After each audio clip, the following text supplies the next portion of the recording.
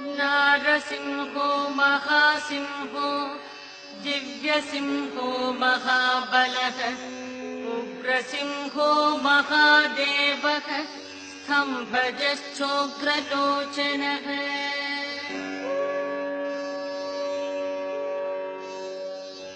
रौद्रसर्वाद्भुतः श्रीमान् योगानन्दस्त्रिविक्रमः हरिकोलाकलश्चक्री विजयो जयवर्धनः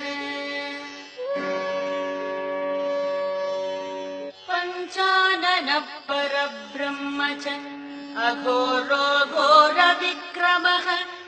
ज्वलन्मुखो ज्वालमाली महाज्वालो महाप्रभुः निटिलाक्षः सहस्राक्षो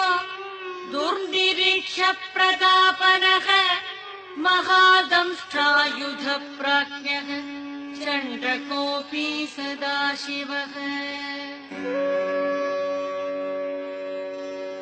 हिरण्यकशिपुध्वंसी दैत्यदानवभञ्जनः गुणभद्रो महाभद्रो बलभद्रः सुभद्रकः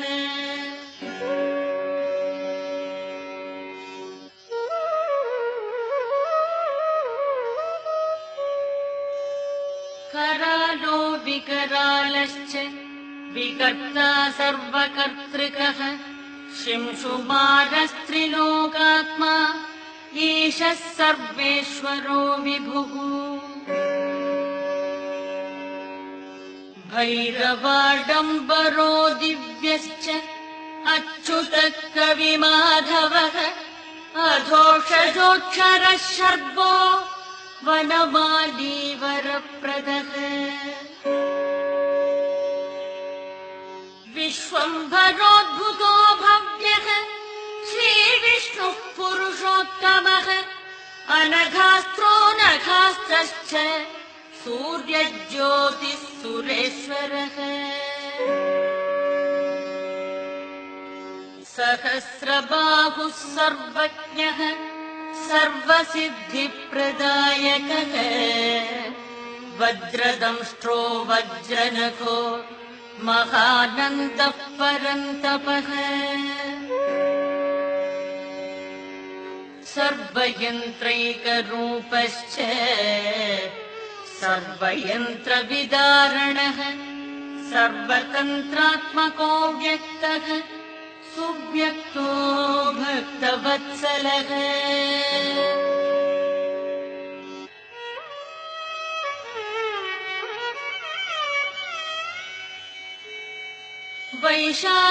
वैशाखशुक्लभूतोऽथ शरणागतवत्सलः उदारकीर्तिः पुण्यात्मा महात्मा चण्डविक्रमः वेदत्रयप्रपूज्यश्च भगवान् परमेश्वरः श्रीवत्साङ्गः श्रीनिवासो जगद्व्यापी जगन्मयः जगत्पालो जगन्नाथो महाकायो द्विरूपभृत् परमात्मा परञ्ज्योतिः निर्गुणश्च नृकेसरी परतत्त्वम् परम् धाम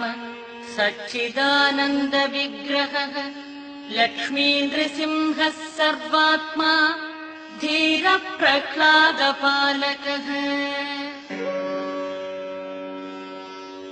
इदम् श्रीमन्नृसिंहस्य